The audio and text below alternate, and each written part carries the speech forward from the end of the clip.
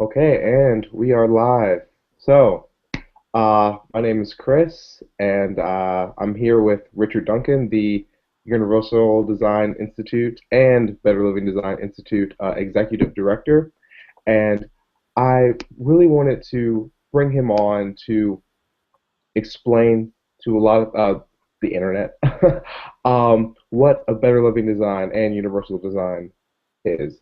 I feel when I was going through my Twitter feed, there are a lot of competing and complementary type of uh, accommodation or accessibility initiatives.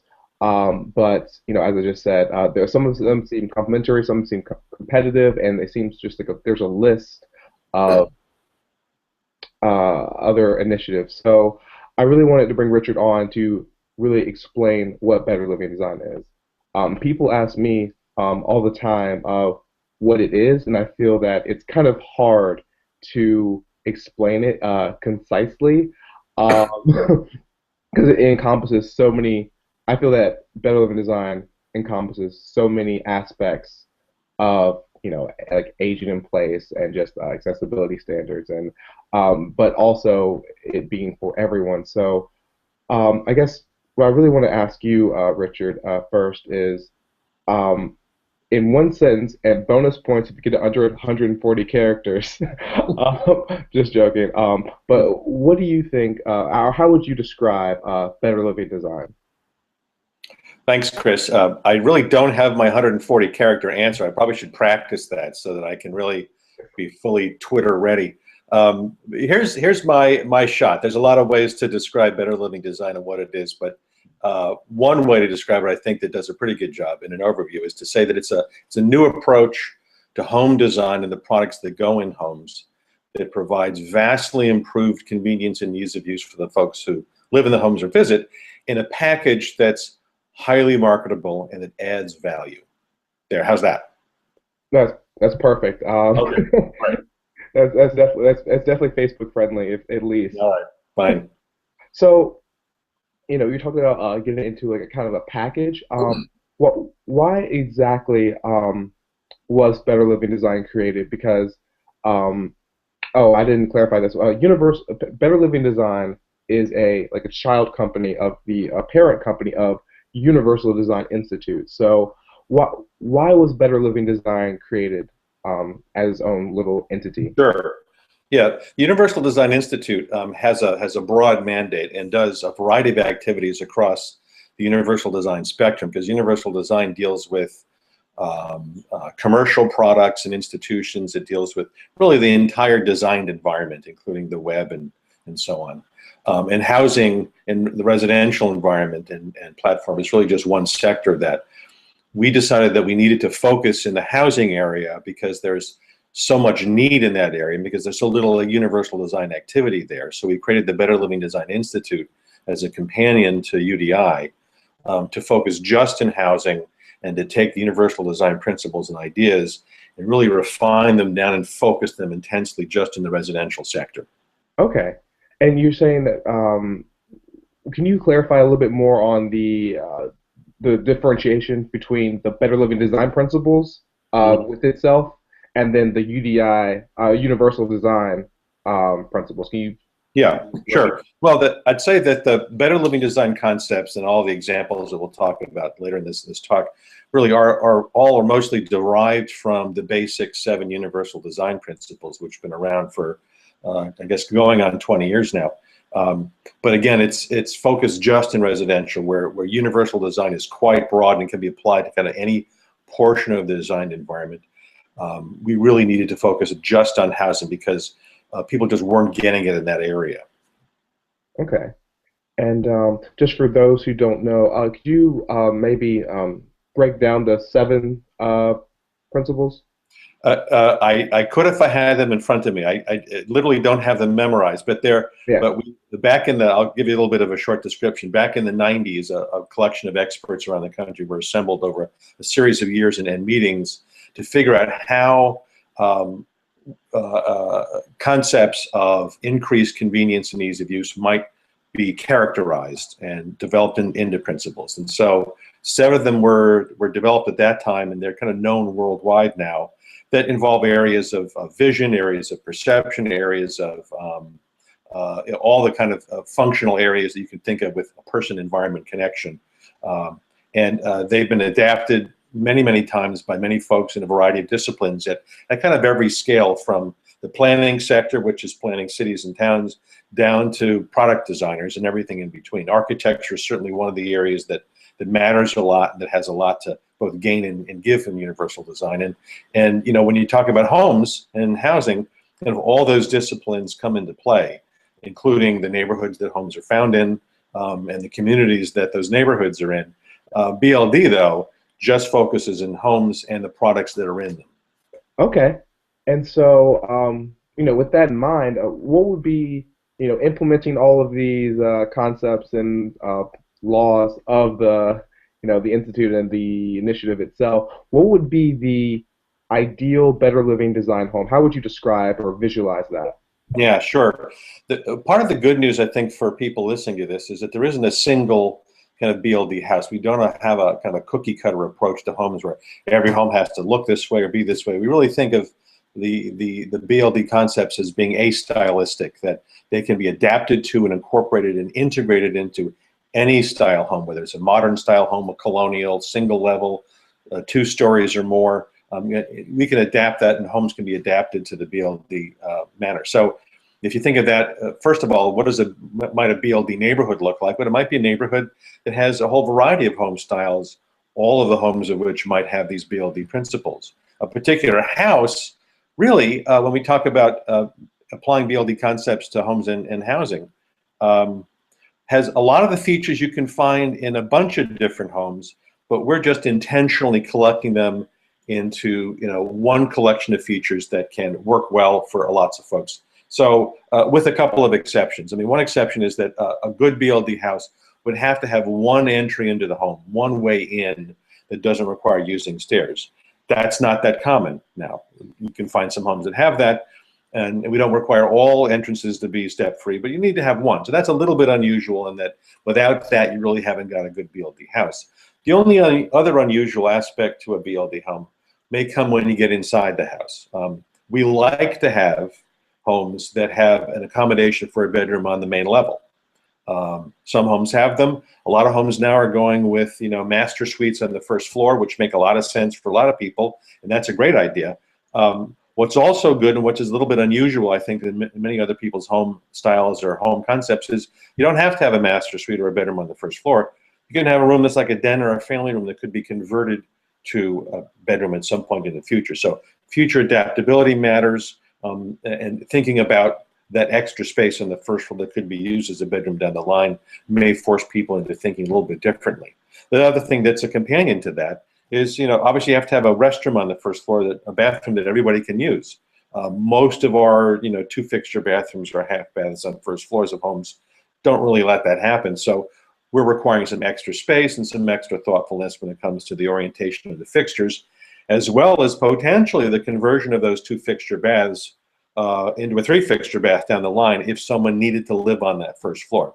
Is this getting too particular and wonky for you? No, no, it was really helping, like, Okay. kind of like visualize.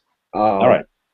So What, we're getting there, right? So you have a house that has a step-free entrance and some accommodation for a bedroom on the first floor. I mentioned that a lot of the BLD concepts are really out there now. Master suite on the first floor, not so unusual. A lot of other things I'll talk about also are really out there all the time, and you can see them every day. Another one is we really like the opportunities that an open plan first floor has for people to move around. Movement within homes matters, as well as movement within homes, into homes.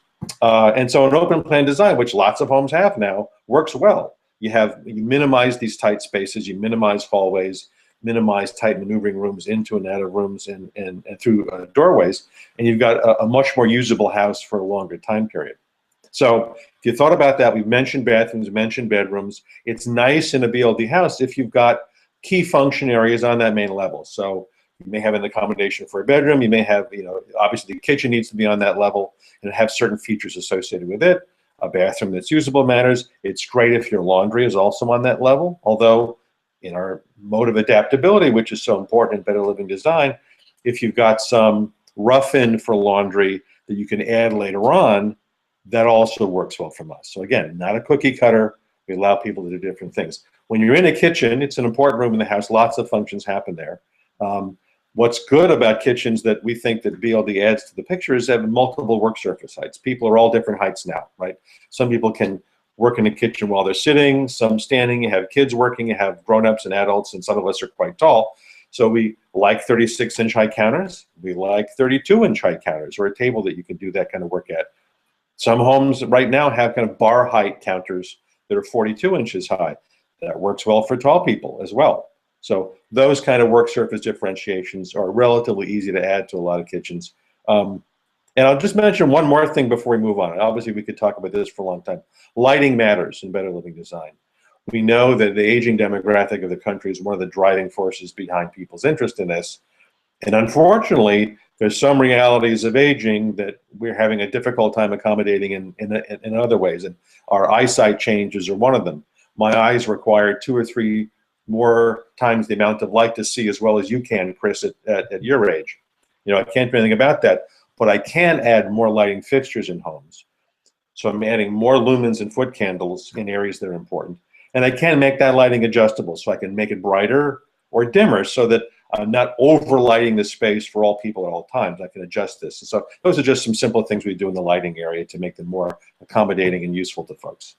Oh, yeah, and so through that, I really liked how, especially kind of compared to a lot of the things that I've seen on Twitter about the other initiatives, that you really didn't really use the words like accessibility or like disability or anything like that, and it just really helps solidify how BLD tries to not identify itself for a certain demographic that's really supposed to be. It seems like it's supposed to be for all people at all stages of life, and that's really what I really grasps out of that, the principles that were kind of differentiations that you described. So that was really helpful, actually. Yeah, good. Yeah, well, we're really trying to, again, make sure that this is appealing to mainstream folks.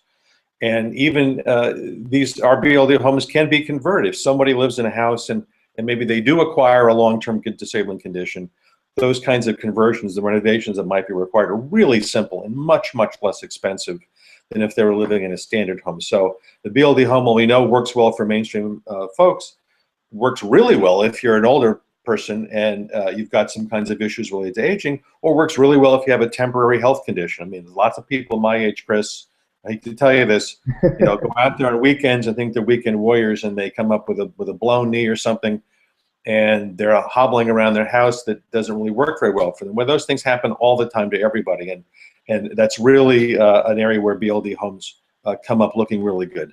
Yeah, it seems almost like a modular home, as in if something happens, you can easily just put in something to, really make your house more accommodable. Is that a word? Accommodating, maybe, yeah. Yeah, accommodating. Sure. Yeah. Yeah, so that was really nice. So, Okay. so I guess my next question would be, so I'm assuming BLD was created out of seeing, well, you kind of touched on this, seeing errors or better ways to improve other initiatives. So maybe could you elaborate on what are some of the positive or negative trends that you've seen remodelers or architects doing in kind of like the home design sphere, architecture sphere? Yeah, sure. So a bunch of us for a lot of years have seen the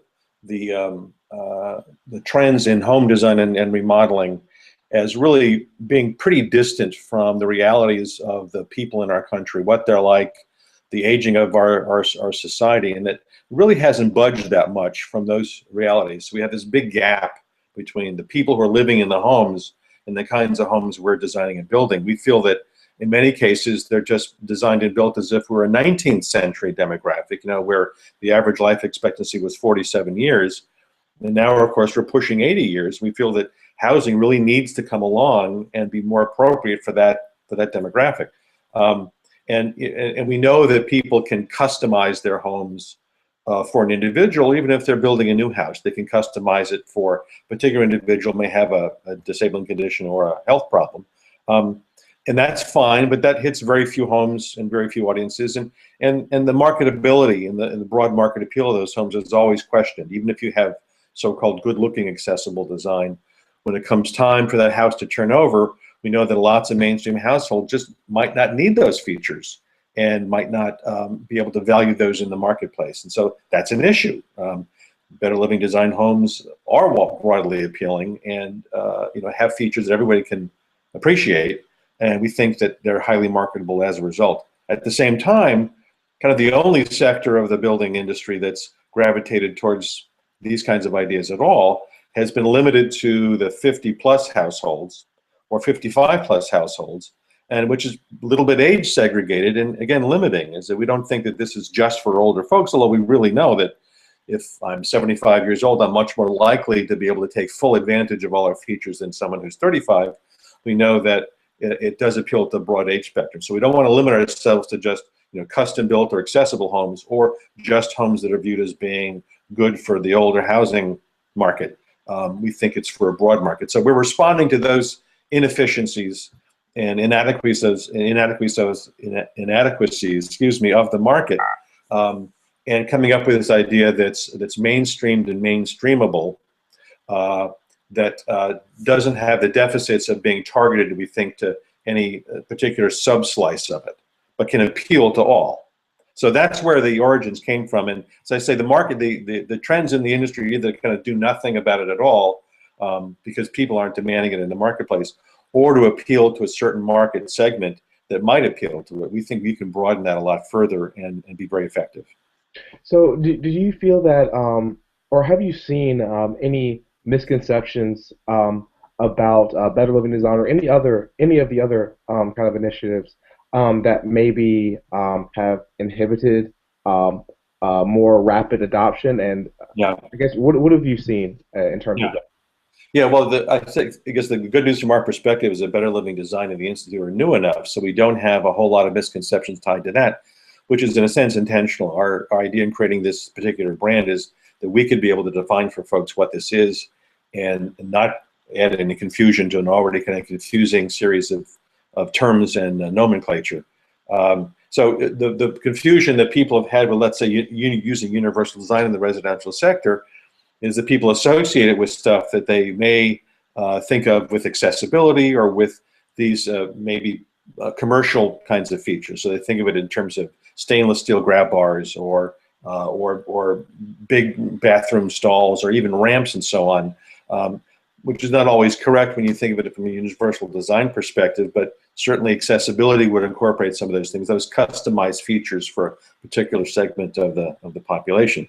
So it's against those kind of misapprehensions that we're kind of reacting. What we'd like to promote, on the other hand, is the fact that a Better Living Design home doesn't have to be more expensive or significantly more expensive than an otherwise equivalent home. We think there's a lot more value to it, but it's not as if you're going to have to pay double the cost for a BLD house, although we think you're probably getting about double the value out of the home that you would otherwise. So that's what we're promoting. We're promoting the fact that that the BLD features in BLD homes in a BLD neighborhood, if we should be so lucky as to have one of those, would look the same as any other house of the same style or any other neighborhood. It doesn't have to have an odd appearance.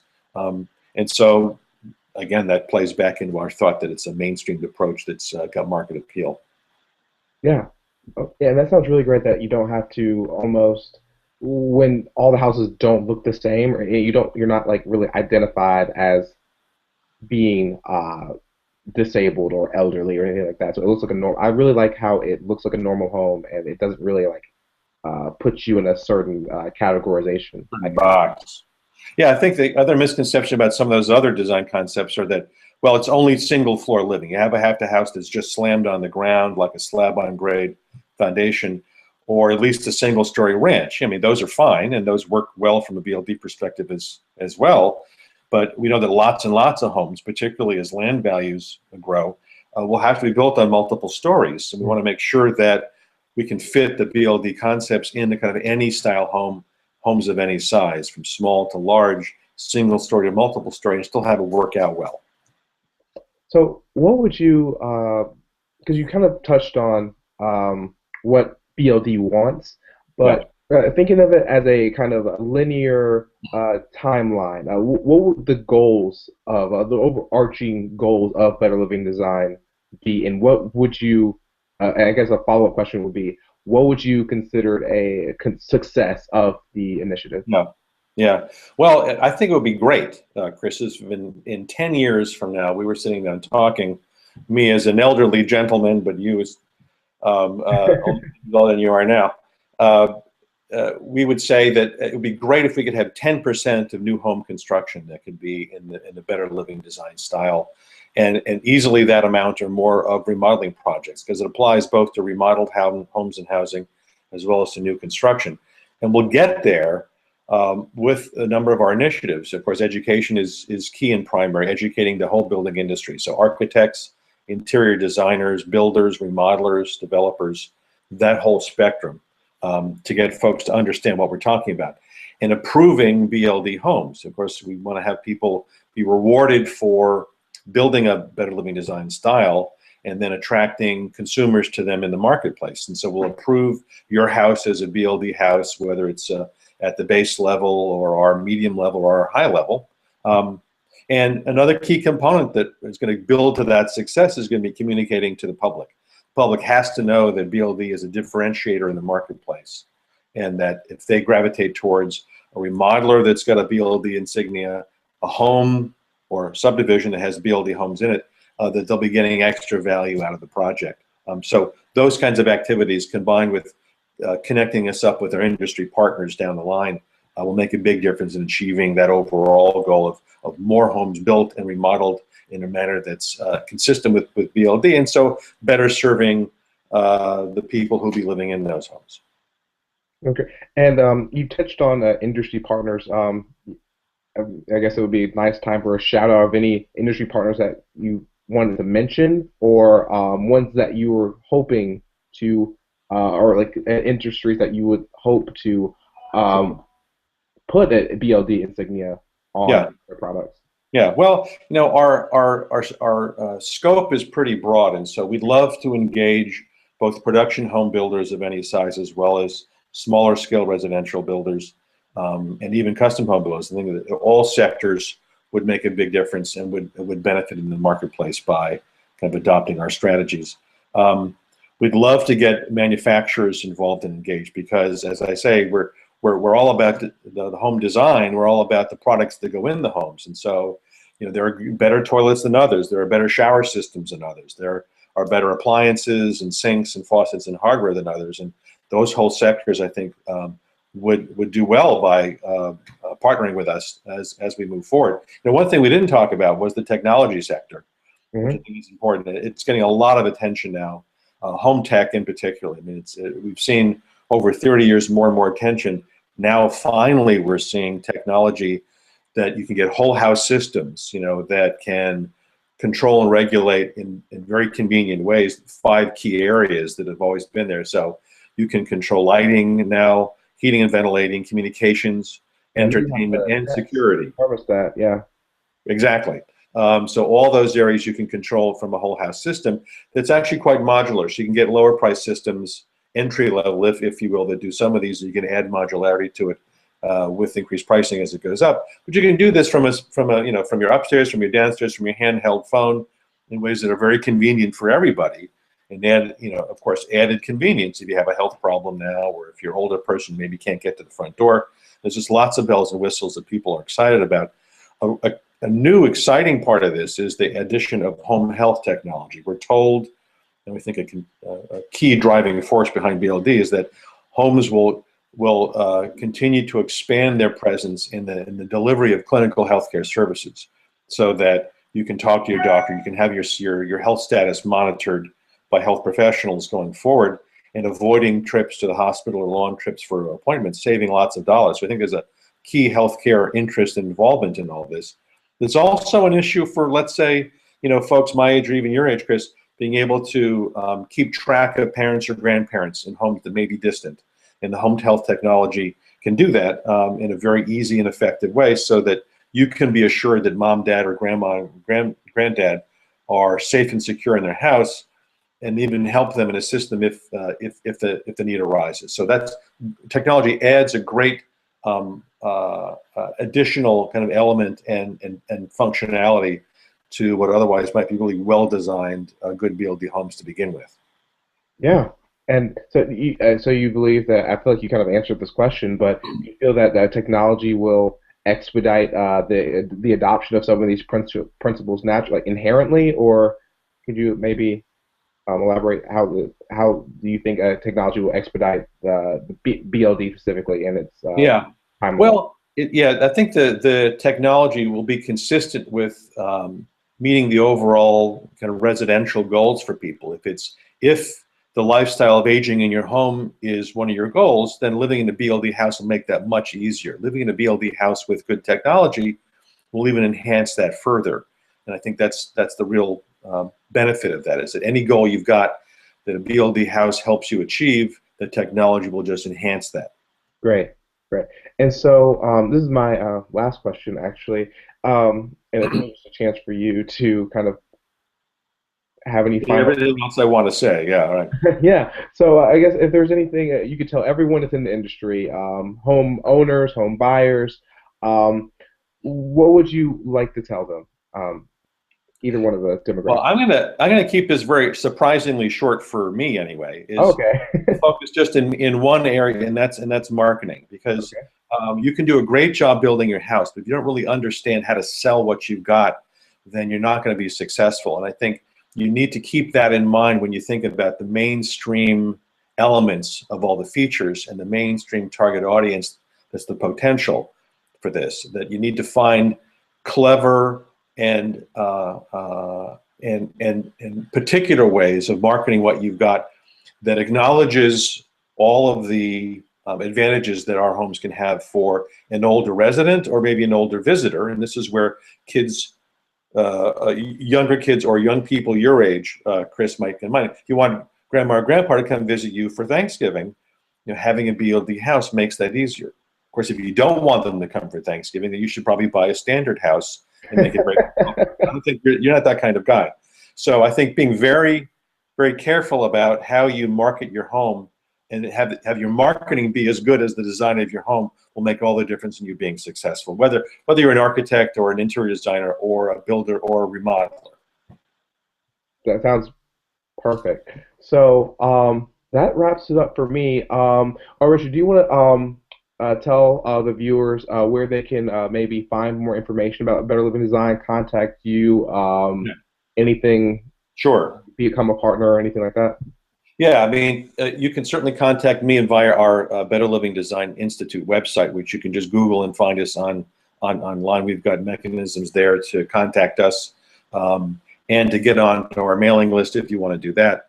And the website tells a lot about what we're doing. We're also on 5 different social media platforms, which I think is, for a lot of folks, maybe the easiest way. So we're on Twitter, we're on LinkedIn, we're on Facebook.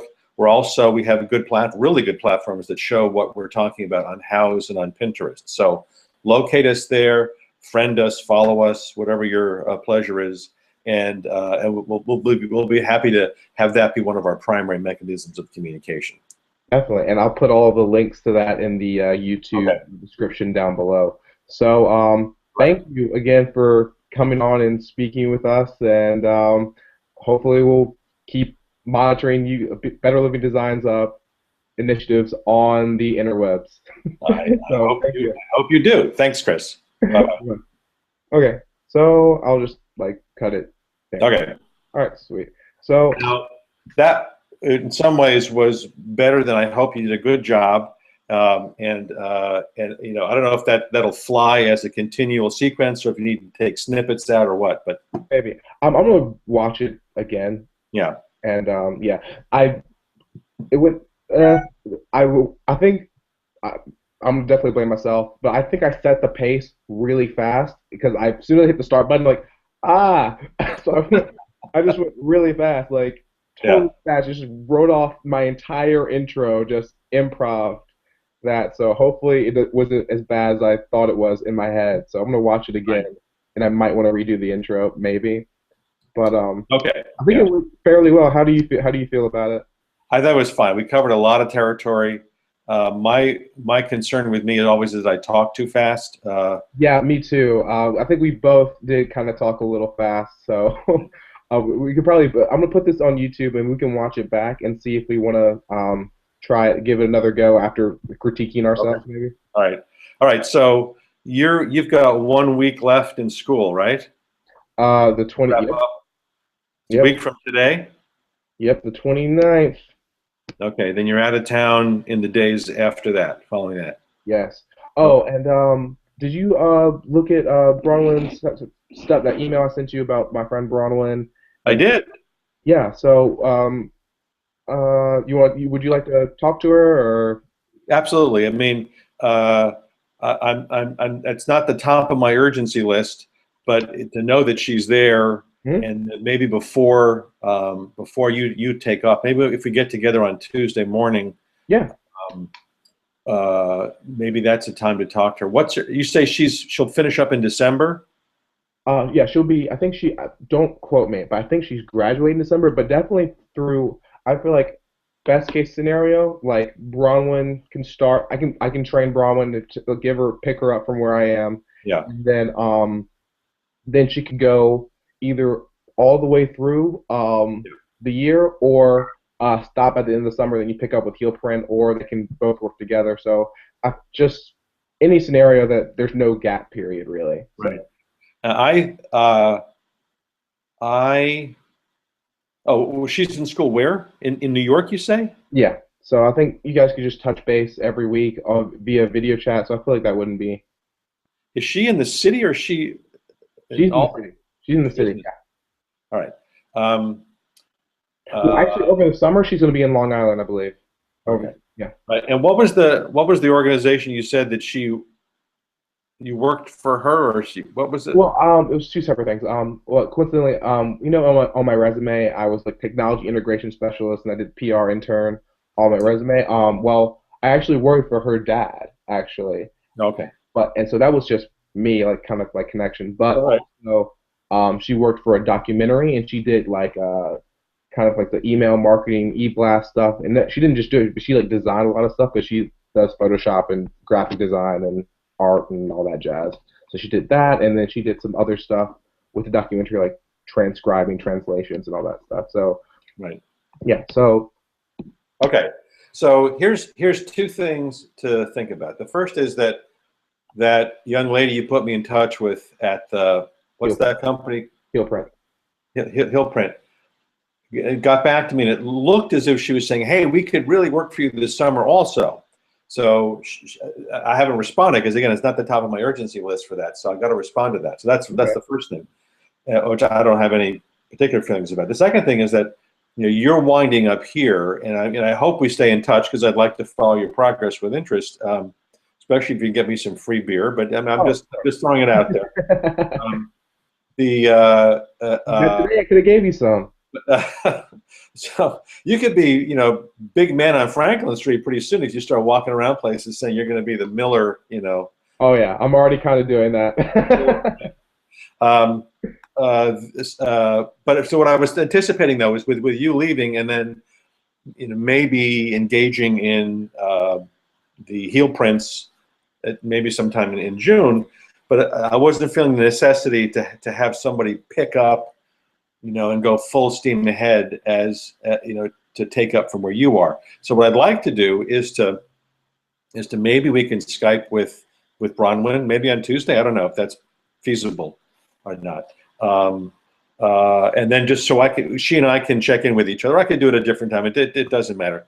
And just get my sense of her. That I've really got to sit back and figure about my budget and what I can have people do and when. I don't want to promise her or you that I'm going to start right in, firing off with all cylinders the way you and I have.